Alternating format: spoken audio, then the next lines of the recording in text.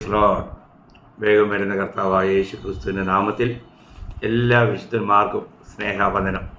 കർത്താവിൻ്റെ വലിയ കൃപയാൽ ഒരു ദിവസം കൂടി ദൈവമക്കളോട് ചേർന്ന് ഇങ്ങനെ ദൈവവചനം പങ്കുവയ്ക്കുവാൻ കർത്താവ് അവസരം ഒരുക്കിയതിനായി കർത്താവിനെ സ്തുതിക്കുന്നു. നമ്മൾ ദൈവത്തിൻ്റെ വചനത്തിൽ നിന്നും പഠിക്കുന്നത് നിത്യതയോടുള്ള ബന്ധത്തിൽ എത്ര പ്രാധാന്യമുള്ള കാര്യങ്ങളാണ്. ഈ ലോക കാര്യങ്ങളൊക്കെ ഇവിടെ കൊണ്ട് അവസാനിക്കും.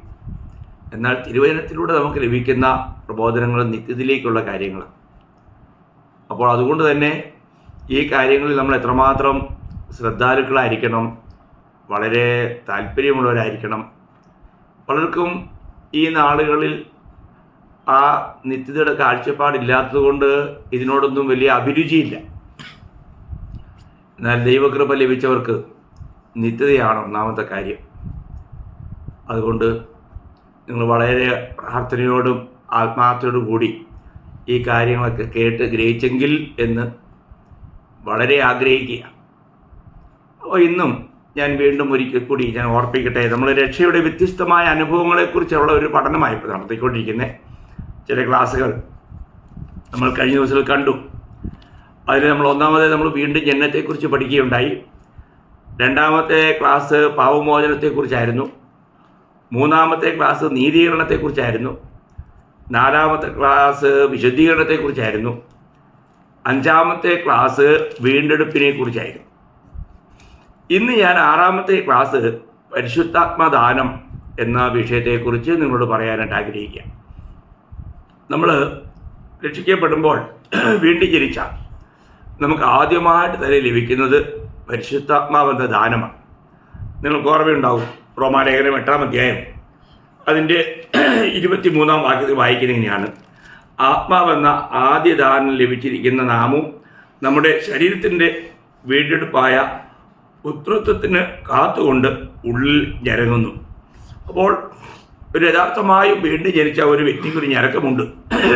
കാരണം അവർ കർത്താവിൻ്റെ വരവിൽ തേജസ്കരിക്കപ്പെട്ടവരായി ആ പുത്രത്വത്തിലേക്ക് നടത്തപ്പെടുന്ന ഒരു അനുഭവം അവർക്ക് ലഭിക്കാൻ പോവുകയാണ്. അപ്പം അതുകൊണ്ട് ഇവിടെ ആ പുത്രത്വം എന്നുള്ള കാര്യം വളരെ വിലപ്പെട്ട കാര്യമാണ്. നമുക്ക് ആദ്യമായിട്ട് ലഭിച്ചത് പരിശുദ്ധാത്മാവ് എന്ന ദാനമാണ്. അപ്പോൾ നമ്മൾ വീണ്ടും ജനിച്ചപ്പോൾ തന്നെ നമുക്ക് ആത്മാവ് ലഭിച്ചു എന്നുള്ള കാര്യം നമുക്കറിയാം. അങ്ങനെയാണെങ്കിൽ ഇന്ന് ഞാൻ ഈ ആത്മദാനത്തിൽ ആത്മാവ് ചെയ്യുന്ന 4 കാര്യങ്ങൾ എന്ന വിഷയത്തെക്കുറിച്ചാണ് അല്പമായിട്ട് നിങ്ങളോട് പറയാനായിട്ട് ആഗ്രഹിക്കുന്നത്. വളരെ ഈ ദിവസങ്ങളിലുള്ള ക്ലാസ്സുകൾ ഇനി അല്പം കൂടെ ഗഹനമായിരിക്കും. നിങ്ങൾ വളരെ ശ്രദ്ധയോടെ അത് മനസ്സിലാക്കിയാൽ നന്നായിരിക്കും. അപ്പോൾ ഈ പരിശുദ്ധാത്മാവ് നമ്മളിൽ ചെയ്യുന്ന 4 കാര്യങ്ങൾ. ഒന്നാമത്തെ കാര്യം, നമ്മൾ കേൾക്കുന്ന വചനം അതിനെ പ്രകാശിപ്പിച്ചു തരുന്നത് പരിശുദ്ധാത്മാവ്. വളരെ ശ്രദ്ധിക്കണം. ദൈവത്തിൻ്റെ ആത്മാവിലല്ലാതെ നമുക്ക് കേൾക്കുന്ന കാര്യങ്ങൾ നമുക്ക് ഗ്രഹിക്കുവാനായിട്ട് കഴിയില്ല. അപ്പോൾ ഇന്ന് പലരും വചനം കേൾക്കുന്നെങ്കിൽ അത് ഗ്രഹിക്കുന്നില്ല. കാരണം അവരിൽ പരിശുദ്ധാത്മാവില്ല. അപ്പോൾ ദൈവത്തിൻ്റെ ആത്മാവില്ലാത്ത ഒരു വ്യക്തിക്ക് ഒരിക്കലും ഈ ആത്മീയ കാര്യങ്ങളെ മനസ്സിലാക്കാൻ കഴിയില്ല. അവനെ ദൈവത്തിൻ്റെ വചനം പറയുന്നത് പ്രാകൃതനെന്നാണ്. കാരണം 1 കൊരിന്ത്യർ 2:14 വായിക്കുന്നുണ്ട്, എന്നാൽ പ്രാകൃത മനുഷ്യൻ ദൈവാത്മാവിൻ്റെ ഉപദേശം കൈക്കൊള്ളുന്നില്ല, അത് അവന് ഭോഷത്വമാകുന്നു. ആത്മീകമായി വിവേചിക്കേണ്ടതാകയാൽ അത് അവനെ ഗ്രഹിപ്പാൻ കഴിയുന്നതുമല്ല. അപ്പോൾ വീട്ടിൽ ജനിക്കാത്ത ഒരു വ്യക്തിയെ സംബന്ധിച്ചിടത്തോളം തിരുവചനം മനസ്സിലാക്കുക എന്നുള്ളത് അത് സാധ്യമല്ല. ഇത് ആത്മീയ കാര്യങ്ങളാണ്. അപ്പോൾ നമുക്ക് ദൈവത്തിൻ്റെ ആത്മാവ് പ്രാപിച്ച നമുക്ക് തിരുവചനം കേൾക്കുമ്പോൾ അല്ല, നമ്മൾ തിരുവചനം വായിച്ച് ധ്യാനിക്കുമ്പോൾ നമ്മളെ അത് ഗ്രഹിപ്പിച്ച് തരുന്നത് പരിശുദ്ധാത്മാവാണ്. അത് നമ്മുടെ ബുദ്ധി കൊണ്ട് നമ്മൾ അതിനെ മനസ്സിലാക്കാൻ ശ്രമിക്കുന്നത് വളരെ പരാജയമെന്ന് മാത്രമല്ല, അങ്ങനെ മനസ്സിലാക്കി ചെയ്യുന്ന കാര്യങ്ങളിലെല്ലാം വലിയ അതിൻ്റെ അർത്ഥത്തിന് വലിയ വ്യത്യാസമുണ്ടാകും. അതിൻ്റെ വ്യാഖ്യാനം വരുന്നത് ബുദ്ധിയിലാണെങ്കിൽ അത് തീർച്ചയായിട്ടും അത് വലിയ നാശം ചെയ്യും. അതുകൊണ്ട് തന്നെ നമ്മൾ ഈ കാര്യത്തിൽ വളരെ ശ്രദ്ധാലുക്കളായിരിക്കണം. വീണ്ടും ജനിച്ച് നമ്മൾ അതുകൊണ്ട് തന്നെ നമുക്ക് എപ്പോഴും ആത്മാവിലായിരിക്കുവാൻ നമുക്ക് കഴിയണം. ഞാൻ സാധാരണ കൂട്ടായ്മകളെല്ലാം കൂടുന്ന സമയത്ത് എല്ലാവരോടും പറയാറുള്ളൊരു കാര്യമാണ്, എല്ലാവരും ആത്മാവിലായിരിപ്പീൻ. ആത്മാവിലായിരിക്കുന്ന ഒരു വ്യക്തിക്ക് മാത്രമേ ദൈവത്തിൻ്റെ വചനത്തെ ശരിയായ നിലയിൽ ഗ്രഹിക്കാൻ കഴിയുള്ളൂ. കാരണം ആത്മാവിന് മാത്രമേ നാം കേൾക്കുന്ന ആ വാക്യങ്ങളെ അതിൻ്റെ ശരിയായ അർത്ഥം ഗ്രഹിക്കാനായിട്ട് നമ്മെ സഹായിക്കാൻ പറ്റും. അതുകൊണ്ട് നമ്മൾ അതേ 1 കൊരിന്ത്യർ 2-ാം അധ്യായം 10-ാം വാക്യത്തിൽ വായിക്കുന്നത്, നമുക്കോ ദൈവം തൻ്റെ ആത്മാവിനാൽ വെളിപ്പെടുത്തിയിരിക്കുന്നു. നോക്കണേ, അപ്പോൾ നമുക്കോ ദൈവം തൻ്റെ ആത്മാവിനാൽ വെളിപ്പെടുത്തിയിരിക്കുന്നു. ഈ ഒരു വെളിപ്പാട്, ഈ ഒരു വെളിപ്പെടുത്തൽ വളരെ അനിവാര്യമാണ്. അതിന് പിന്നിൽ 9-ാം വാക്യത്തിൽ വായിക്കുന്നത് നിങ്ങൾക്കറിയാം. ദൈവം തന്നെ സ്നേഹിക്കുന്നവർക്ക് ഒരുക്കിയിട്ടുള്ളത് കണ്ണ് കണ്ടിട്ടില്ല, ചെവി കേട്ടിട്ടില്ല, ഒരു മനുഷ്യൻ്റെ ഹൃദയത്തിൽ തോന്നിയിട്ടുമില്ല എന്ന് എഴുതിയിരിക്കുന്നത് പോലെ തന്നെ. അപ്പോൾ ദൈവം തന്നെ സ്നേഹിക്കുന്നവർക്ക് വേണ്ടി ഒരുക്കിയിരിക്കുന്ന കാര്യങ്ങളെക്കുറിച്ചൊക്കെയുള്ള വർണ്ണന, തിരുവെഴുത്തിൽ പറഞ്ഞിരിക്കുന്ന ആ കാര്യങ്ങൾ നമുക്ക് ദൈവത്തിൻ്റെ ആത്മാവിനാൽ ദൈവം അത് വെളിപ്പെടുത്തി തരുന്നു.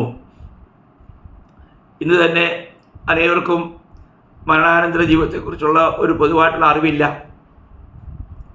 ക്രിസ്തുവിലായതിനു ശേഷമുള്ള ജീവിതത്തെക്കുറിച്ചൊരു ശരിയായ ഒരു കാഴ്ചപ്പാടില്ല. കാരണം അവർ ആത്മാവിൽ ആ കാര്യങ്ങളെ ഗ്രഹിക്കുന്നില്ല എന്നതുകൊണ്ടാണ്. രക്ഷിക്കപ്പെട്ട ദൈവമക്കളോട് ഒരു കാര്യം ഞാൻ ഓർപ്പിക്കട്ടെ.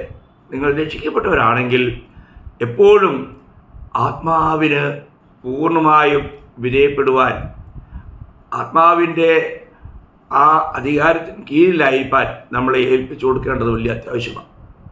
അപ്പം ഇവിടെ ദൈവത്തിന് വചനം പറയുന്നു, നമുക്കോ ദൈവം തൻ്റെ ആത്മാവിനാൽ വെളിപ്പെടുത്തിയിരിക്കുന്നു.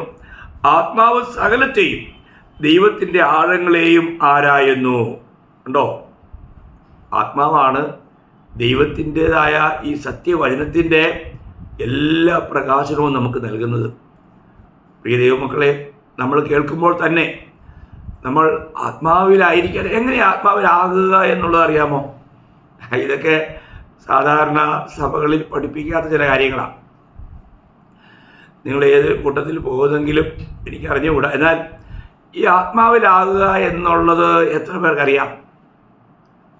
എത്ര പേർ അത് മനസ്സിലാക്കിയിട്ടുണ്ട്? നമ്മൾ വാസ്തവമായിട്ടും നമ്മളെ തന്നെ സമർപ്പിച്ചുകൊണ്ട് നമ്മൾ കർത്താവിൻ്റെ നാമത്തെ വിളിച്ചപേക്ഷിക്കണം.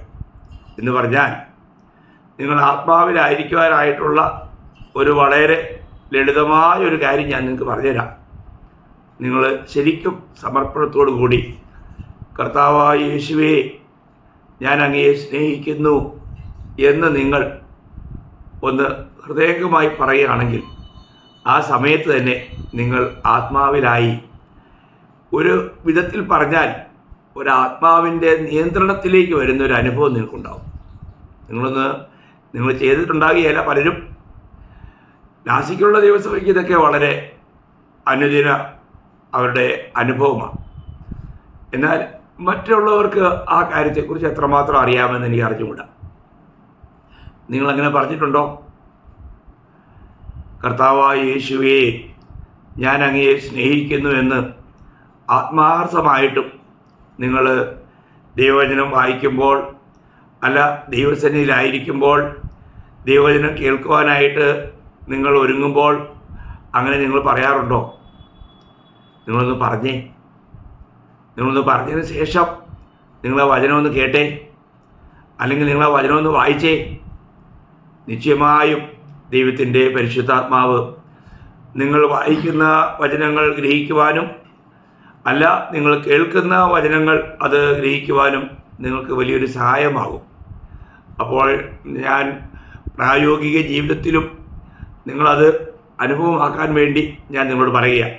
അപ്പോൾ നമ്മൾ ദൈവത്തിൻ്റെ പരിശുദ്ധാത്മാവ് നമ്മളിൽ ആത്മാവ് ചെയ്യുന്ന കാര്യങ്ങളിൽ ഒന്നാമത്തെ കാര്യം, ദൈവത്തിൻ്റെ വചനം അതിൻ്റെ ശരിക്കുള്ള പ്രകാശനം ഈ ആത്മാവിലൂടെ നമുക്ക് ലഭിക്കുന്നു എന്നുള്ളതാണ്.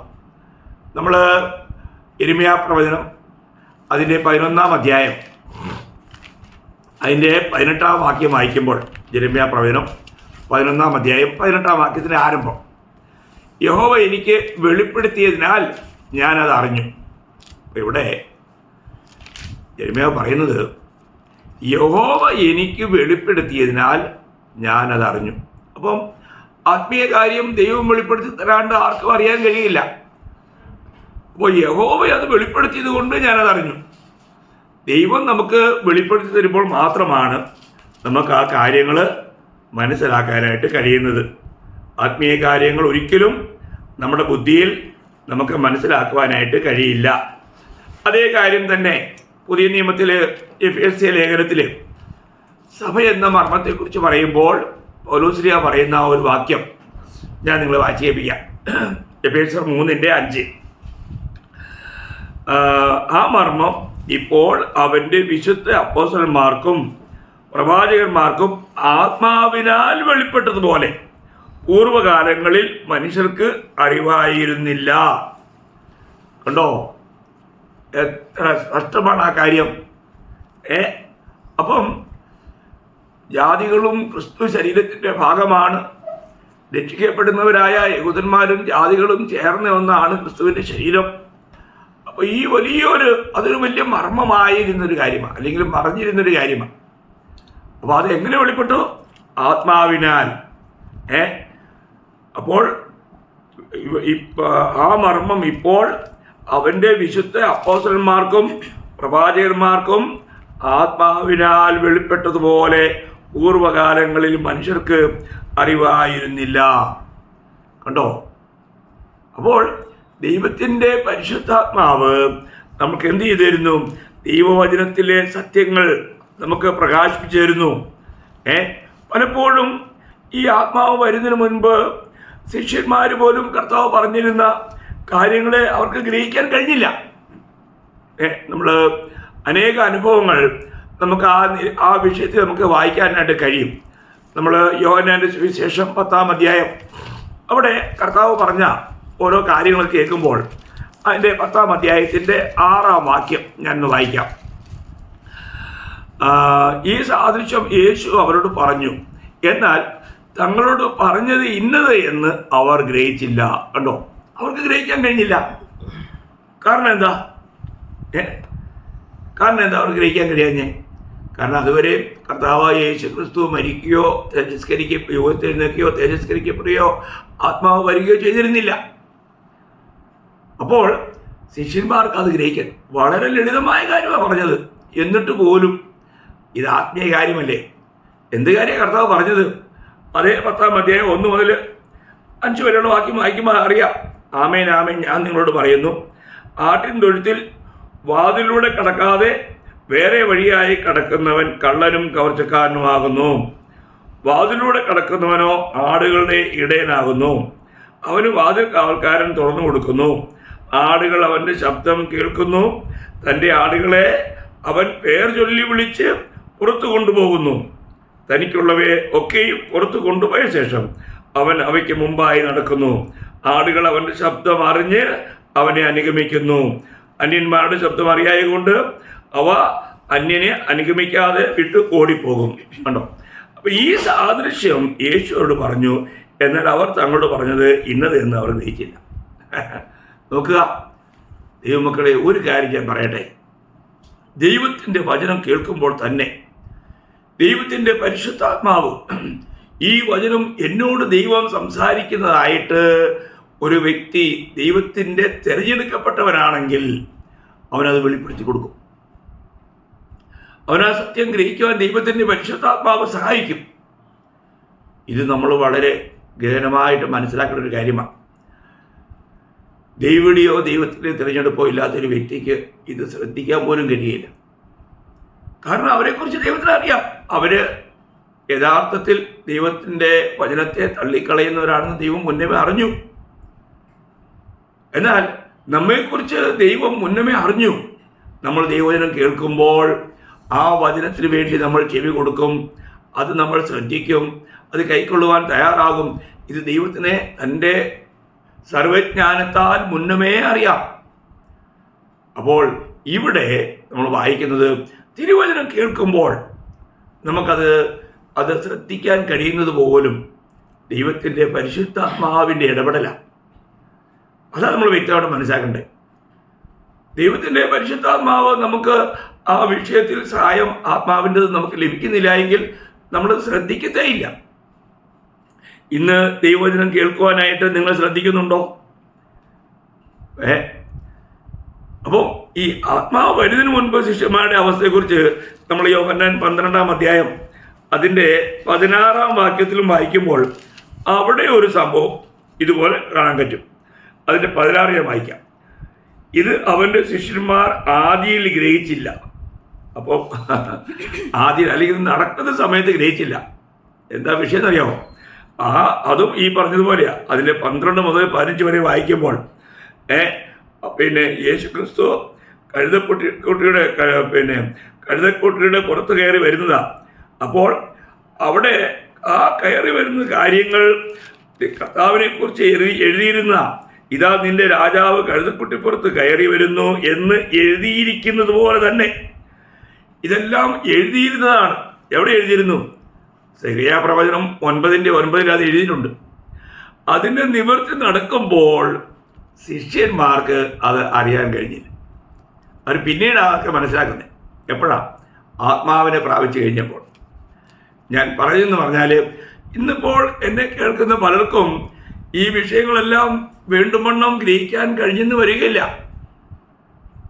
എന്നാൽ ദൈവത്തിൻ്റെ കൃപ നിങ്ങളുടെ പേരുണ്ടെങ്കിൽ, അല്ല ദൈവം കഴിഞ്ഞകാല നിത്യതയിൽ തന്നെ ക്രിസ്തുവിൽ നിങ്ങളെ തിരഞ്ഞെടുത്തിട്ടുണ്ടെങ്കിൽ ഈ വചനങ്ങൾ കേൾക്കുമ്പോൾ ദൈവത്തിൻ്റെ പരിശുദ്ധാത്മാവ് ഇത് നിങ്ങളോടുള്ള ആലോചനയായി നിങ്ങൾക്കത് വെളിപ്പെടുത്തി തരും.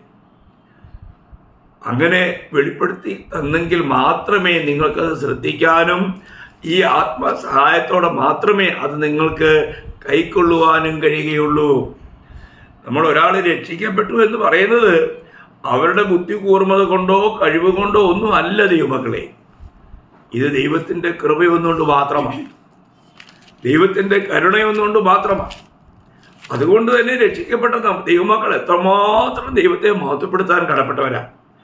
ദൈവത്തിന് നമ്മളോട് കരുണ തോന്നിയില്ലായിരുന്നെങ്കിൽ, നമ്മളോട് ദയ തോന്നിയില്ലായിരുന്നെങ്കിൽ, അല്ലേ നമ്മൾ രക്ഷിക്കപ്പെടുന്നതിന് മുൻപ് നമ്മൾ എത്രയോ വട്ടം ഈ ബൈബിളൊക്കെ വായിച്ചിട്ടുണ്ടാകാം, അല്ല ബൈബിൾ സംബന്ധമായ പ്രസംഗങ്ങൾ കേട്ടിട്ടുണ്ടാകാം. എന്നാൽ നമുക്കതൊന്നും ശ്രദ്ധിക്കുവാനായിട്ട് കഴിഞ്ഞില്ല. ദൈവം നമുക്ക് വേണ്ടി ഒരു രക്ഷാ ദിവസം നിർണയിച്ചിട്ടുണ്ടായിരുന്നു. ആ ദിവസം വന്നപ്പോൾ കർത്താവ് നമ്മളെ അതിനുവേണ്ടി സഹായിച്ചു.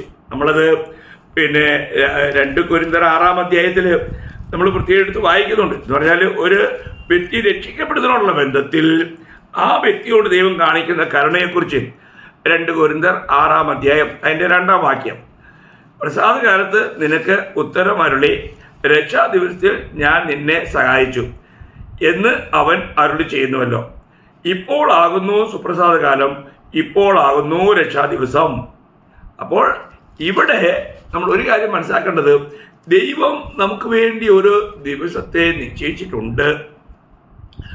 ആ ദിവസം നമ്മൾ ദൈവവചനം കേൾക്കാനിടയാകുമ്പോൾ ദൈവത്തിൻ്റെ പരിശുദ്ധാത്മാവിൻ്റെ ഇടപെടലിലൂടെ നമുക്ക് ആ സത്യങ്ങളെ ഗ്രഹിക്കുവാനായിട്ട് ഇടയാകും. നമുക്കറിയാം ഇതിൻ്റെ എല്ലാം ഒരു തുടക്കം എപ്പോഴും ദൈവത്തിൽ നിന്നാണ്.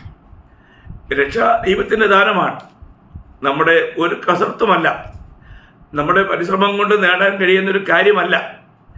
അപ്പോൾ അതുകൊണ്ട് തന്നെ രക്ഷിക്കപ്പെട്ടവർ ദൈവത്തോട് എത്രമാത്രം നന്ദിയുള്ളവരായിരിക്കണം. നമ്മൾ തിരുവചനം വായിക്കുമ്പോൾ അപ്പോസ്തല പ്രവൃത്തി 8-ാം അധ്യായം അതിൽ നമ്മൾ ഒരു ഷണ്ഡനെക്കുറിച്ച്, എത്യോപ്യ രാജ്ഞിയുടെ ധനകാരമന്ത്രിയായിരിക്കുന്ന ഒരു ഷണ്ഡനെക്കുറിച്ച് നമ്മൾ വായിക്കുന്നുണ്ട്. താൻ യെരുശലേമിൽ വന്ന് മടങ്ങുമ്പോൾ അവിടെ നിന്നും ഒരു പുസ്തകമൊക്കെ വാങ്ങി തേരിലിരുന്ന് താനത് വായിക്കുക. അപ്പോൾ ദൈവത്തിന് തന്നോട് മനസ്സിലിവ് തോന്നി. അതുകൊണ്ട് ഫിലിപ്പോസ് എന്ന തൻ്റെ ദാസനോട് പറഞ്ഞ്, നീ ഈ മരുഭൂമിയിൽ പോകണം. അപ്പോൾ അവൻ ചെല്ലുമ്പോൾ ഒരു രഥം ഇങ്ങനെ പോകുന്നു, നീ അതിനോട് ചേർന്ന് നടക്കാനായിട്ട് ദൈവത്തിൻ്റെ ആത്മാവ് ഫിലിപ്പോസിനോട് പറയുകയും, താൻ ആ രഥത്തോട് അടുത്ത് ചെന്നപ്പോൾ ഈ ഷണ്ണൻ ഇരുന്ന് ഈ പുസ്തകം നല്ല ഉച്ചത്തിൽ വായിക്കുക. അപ്പോൾ ഫിലിപ്പോസ് അതിൻ്റെ 30-31 വാക്യം ഞാൻ വായിക്കാം, 29 മുതൽ വായിക്കാം. ആത്മാവ് ഫിലിപ്പോസിനോട്, നീ അടുത്ത് ചെന്ന് തേരിനോട് ചേർന്ന് നടക്കുക എന്ന് പറഞ്ഞു. ഫിലിപ്പോസ് ഓടിച്ചെല്ലുമ്പോൾ യേശയ്യാ പ്രവാചകന്റെ പുസ്തകം വായിക്കുന്നത് കേട്ടു.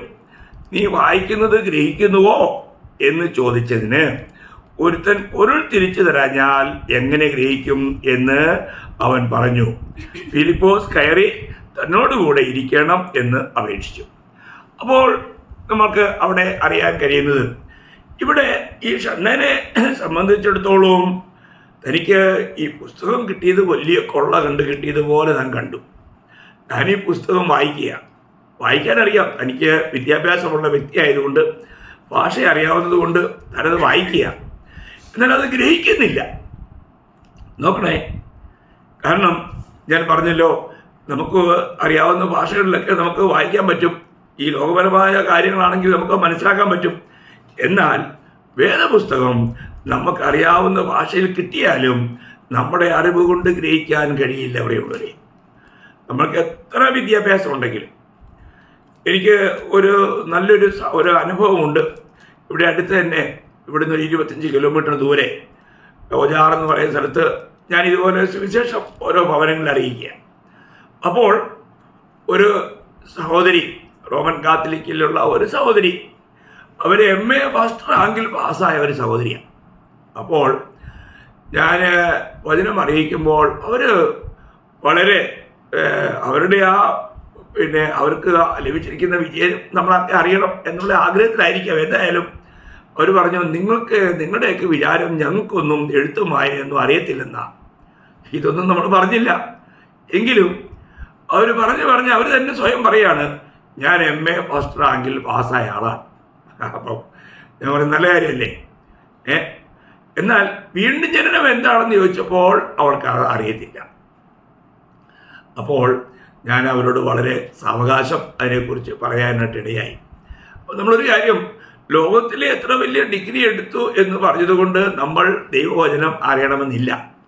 നമുക്കറിയാതില്ലേ, നിക്കോദമസ് എന്ന് പറയുന്ന യഹൂദന്മാരുടെ പ്രമാണിയായ ഉപദേഷ്ടാവായ വൃദ്ധനായ മാന്യനായ വ്യക്തിക്ക് വീണ്ടും ജനനത്തെക്കുറിച്ച് പറഞ്ഞപ്പോൾ അദ്ദേഹത്തിന് അറിയില്ലായിരുന്നു. അദ്ദേഹം ചോദിച്ചത് നമുക്കറിയാം, ഞാൻ വീണ്ടും എൻ്റെ അമ്മയുടെ ഉദരത്തിൽ കിടന്ന് ജനിക്കണമെന്നാണോ അവിടുന്ന് പറയുന്നത് എന്നാ ചോദിച്ചത്. അപ്പോൾ ദൈവമക്കളെ, നമ്മൾ ഒരു കാര്യം പ്രത്യേകം മനസ്സിലാക്കുക, ഇത് ദൈവത്തിൻ്റെ അല്ലെങ്കിൽ നിത്യതയിലെ കാര്യങ്ങളാണ്, ആത്മീയ കാര്യങ്ങളാണ്. ദൈവത്തിൻ്റെ ആത്മാവിൻ്റെ സഹായം കൂടാതെ നമുക്കിതൊരിക്കലും ഗ്രഹിക്കാൻ പറ്റില്ല. അപ്പോൾ ഈ ഷണ്ണൻ്റെ ഉള്ളിൽ ദൈവത്തിൻ്റെ വചനത്തിന് വേണ്ടിയുള്ള വിശപ്പും ദാഹവും കൊടുത്ത ദൈവം തനിക്ക് വേണ്ടി വഴി തുറന്നു കൊടുത്തു. താൻ ദൈവത്തിൻ്റെ വചനം ഫിലിപ്പോസ് മുഖാന്തരം പൊരുള് തിരിച്ചു കൊടുത്തപ്പോൾ കർത്താവായ യേശു ക്രിസ്തുവിനെ ജീവിതത്തിൽ സ്വീകരിക്കുകയും കർത്താവിൻ്റെ കൽപ്പന പ്രമാണിച്ച് താൻ സ്നാനമേറ്റ് സന്തോഷത്തോടെ പോവുകയും ചെയ്തതാണ് തുടർന്ന് നമ്മൾ കാണുന്നത്. അപ്പോൾ അതിന് ഫിലിപ്പോസ് ഒരു കാരണമായി. കർത്താവിൻ്റെ ആത്മാവിനെ പ്രാപിച്ച ഫിലിപ്പോസ് യെശയ്യാ പ്രവചനത്തിലൂടെ താൻ വായിച്ചു കൊണ്ടിരുന്ന ആ വാക്യങ്ങൾ കർത്താവായ യേശു ക്രിസ്തുവിൽ നിറവേറിയ സത്യം, അത് താൻ ആത്മാവിൽ അതൊന്ന് വ്യാഖ്യാനിച്ചു കൊടുത്തു. അത് കേട്ട ഷണ്ണൻ കർത്താവിന് വേണ്ടി ഹൃദയം കൊടുക്കുവാനും രക്ഷിക്കപ്പെട്ട് താൻ പോകുവാനും കർത്താവിൻ്റെ കൽപ്പന പ്രമാണിച്ച് പോകുവാനിടയായി തീർന്നു. അപ്പോൾ ഞാൻ പറയുന്ന സാരം, ദൈവത്തിൻ്റെ ആത്മാവിൻ്റെ സഹായം കൂടാതെ നമുക്ക് ഈ സത്യങ്ങൾ മനസ്സിലാകുകയില്ല. നമുക്കറിയാം, പിന്നെ കർത്താവ് പറയുന്നത് മനസ്സിലാക്കുവാനായിട്ട് കർത്താവിൻ്റെ ആത്മാവിൻ്റെ സഹായം വേണം. അതുപോലൊരു സംഭവമല്ലേ നമ്മൾ ലൂക്കോസ് അതിൻ്റെ 2-ാം അധ്യായം 50-ാം വാക്യത്തിൽ നമ്മൾ കർത്താവ് പറഞ്ഞത്, അതിൻ്റെ 50-ാം വാക്യം ഞാൻ വായിക്കാം. അവൻ തങ്ങളോട് പറഞ്ഞ വാക്ക് അവർ ഗ്രഹിച്ചില്ല.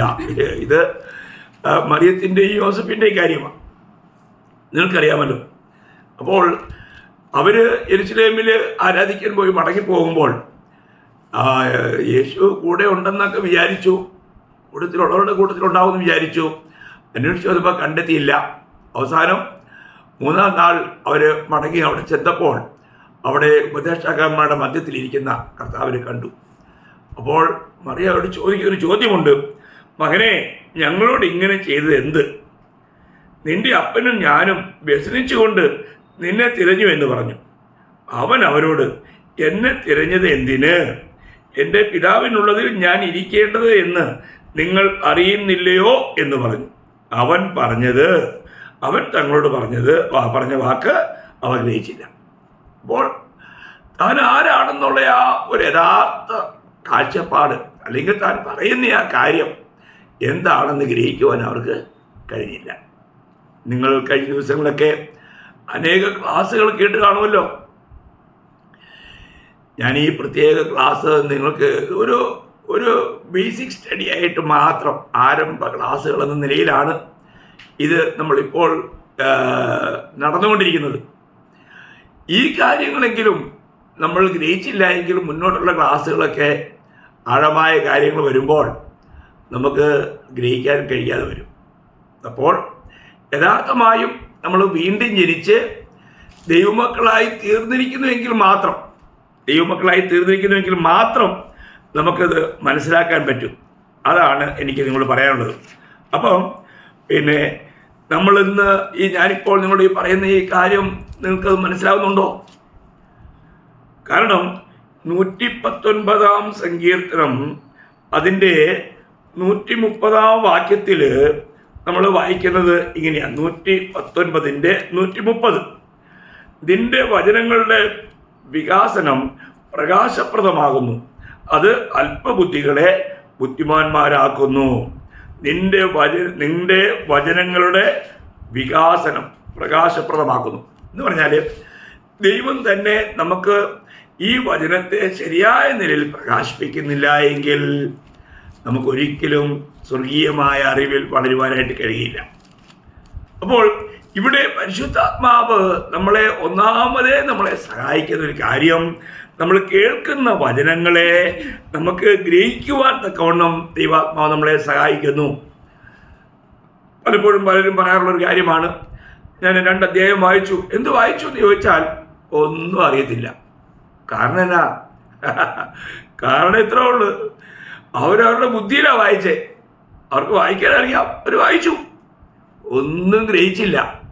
എന്ന് പറഞ്ഞാൽ ദൈവത്തിൻ്റെ ആത്മാവിന് വിധേയപ്പെട്ടും വിനയപ്പെട്ടും ആത്മാവിൻ്റെ ആ ഉള്ളിൽ ആത്മാവിലായിരുന്നു കൊണ്ട് അവരത് വായിച്ച് ഗ്രഹിച്ചില്ല എന്നുള്ള ആ കാര്യം ഇത് നമ്മൾ മനസ്സിലാക്കും. ദൈവത്തിൻ്റെ നമ്മുടെ ആത്മീയ ജീവിതത്തിലെ ഏതൊരു ചുവടും ആത്മാവിൻ്റെ സഹായത്തോടെ അല്ല എങ്കിൽ നിങ്ങളുടെ പ്രയത്നങ്ങളെല്ലാം വൃഥാവായി പോകും. വളരെ വിലപ്പെട്ട കാര്യമാണ്. ഇന്ന് ഞാൻ ഈ കാര്യങ്ങളൊക്കെ പറയുന്നത് ദൈവമക്കളെ വളരെ ഭാരമുള്ളതുകൊണ്ടാണ്. കാരണം ഇന്ന് അനേക ദൈവമക്കളുടെ അവസ്ഥ, അവർക്ക് ആത്മീയമായിരിക്കുന്ന യാതൊരു വളർച്ചയുമില്ല. എത്രയോ വർഷങ്ങളായി രക്ഷിക്കപ്പെട്ടിട്ട് ഇതുവരെയും ഒരു വ്യക്തിയോട് വിശേഷം പറയാൻ പോലെയുള്ള ഒരു ആത്മഭാരമില്ല. തിരുവചനത്തെക്കുറിച്ചുള്ള ഒരു നല്ല ഒരു അറിവില്ല. ഇതെത്രയോ അനിവാര്യമാണ് പ്രിയമുള്ളതേ. നമ്മൾ ഓരോ കേൾക്കുന്ന വചനങ്ങൾ, ദൈവത്തിൻ്റെ ഈ വചനം നമുക്ക് എന്തിനാ തന്നിരിക്കുന്നേ? അതേ 119 സങ്കീർത്തനത്തിൻ്റെ ആരംഭത്തിൽ നമ്മൾക്ക് വായിക്കാൻ കഴിയുന്നത് അതിൻ്റെ 4-ാം വാക്യം. നിന്റെ പ്രമാണങ്ങളെ കൃത്യമായി ആചരിക്കേണ്ടതിന് നീ അവയെ കൽപ്പിച്ചു തന്നിരിക്കുന്നു. കണ്ടോ, നമ്മൾ ഈ വചനങ്ങൾ കൃത്യമായി ആചരിക്കേണ്ടവയാ പ്രിയമുള്ളവരെ. എൻ്റെ വചനങ്ങളെ കേട്ട് ചെയ്യുന്നവനല്ല ബുദ്ധിയുള്ളവൻ എന്നാ പറഞ്ഞത്, കേട്ട് ചെയ്യാത്തവൻ ബുദ്ധിഹീനൻ. അപ്പോൾ ഇത് കേട്ട് നമുക്ക് അത് ഗ്രഹിക്കണ്ടേ? അത് നമ്മുടെ ബുദ്ധിയിൽ നമുക്ക് കഴിയില്ല, അത് ആത്മാവിലൂടെ മാത്രമേ ഉള്ളൂ. അതുകൊണ്ടാണ് രക്ഷിക്കപ്പെട്ട ഒരു വ്യക്തിക്ക് ദൈവം ആദ്യമായിട്ട് ആത്മാവെന്ന ദാനം നൽകിയിരിക്കുന്നത്. ആത്മാവെന്ന ദാനം, ഈ ദാനം നമുക്കുണ്ടോ? ഈ ദാനമുള്ള ഒരു വ്യക്തി, അല്ല ആ വ്യക്തിയുടെ ഒരടയാളം അവിടെ തന്നെ പറഞ്ഞിട്ടുണ്ട്. ഏത്? റോമർ 8:23 അവർക്കൊരു ഞരക്കമുണ്ട്. എന്തിനാ? പുത്രത്വത്തിന് വേണ്ടി. എന്ന് പറഞ്ഞാൽ കർത്താവ് വരുമ്പോൾ ഞാൻ കർത്താവിനെ പോലെ ആയിത്തീരേണ്ടതിനുള്ള ഒരു ഞരക്കം. ആ ഞരക്കം നമുക്കുണ്ടോ? അതും ആത്മാവിനെ ലഭിച്ച ഒരു വ്യക്തിയുടെ ഒരു അടയാളമാണ്. ഞാനിവിടെ പറയുന്ന ഇപ്പോഴത്തെ വിഷയം ആത്മാവ് നമ്മളിൽ ചെയ്യുന്ന ചില കാര്യങ്ങളെക്കുറിച്ചാണ്. ഞാൻ 4 കാര്യങ്ങൾ ഓർപ്പിക്കാം. വളരെ ഇമ്പോർട്ടൻ്റ് കാര്യങ്ങളാണ്. ഞാനിപ്പം എല്ലാവരും ഒരുമിച്ച് ഓർപ്പിക്കാത്തത് പറഞ്ഞാൽ നിങ്ങൾ കുറേശ്ശെ കേൾക്കുന്നത് അത്രയും നിങ്ങൾ ധ്യാനിച്ച് അതിൽ നിങ്ങൾ യഥാർത്ഥത്തിൽ ഒരു അനുഭവവും അറിവുമുള്ളവരായി മാറണം. അറിവ് ചീർപ്പിക്കും, ബുദ്ധിയിലുള്ളതല്ല, ആത്മാവിൽ ഗ്രഹിക്കണം. അല്ലെങ്കിൽ വലിയ വഞ്ചനയായി തീരും. അതുകൊണ്ട് എന്നെ കേൾക്കുന്ന എല്ലാ ദൈവമക്കളോട് ഞാൻ വളരെ ആത്മാർത്ഥതയോടെ പറയട്ടെ, നിങ്ങൾ ഈ കേൾക്കുന്ന വചനങ്ങൾ ഗ്രഹിക്കുന്നുണ്ടോ? കഴിഞ്ഞ നാളുകളിൽ ഞാൻ നിങ്ങൾക്ക് വേണ്ടിയിട്ട് തന്നെ 53 ക്ലാസ്സുകൾ കഴിഞ്ഞു. ഇത് 54ാമത്തെ ക്ലാസ്സാണ്. ഇത് ഒരു സ്പെഷ്യൽ ക്ലാസ് ആയിട്ട് ഞാൻ ഇട്ടത് ഒരു പുതിയ ആരംഭമാണ്. ഇല്ലെങ്കിൽ പിന്നെ യൂട്യൂബിനകത്ത് 1500-ൽ പരം മെസ്സേജുകൾ കിടപ്പുണ്ട്. പക്ഷെ അത് ഹിന്ദിയിലൊക്കെയാണ്. വളരെ അപൂർവം ചില മലയാളത്തിൽ ഉള്ള മെസ്സേജുകളേ ഉള്ളൂ.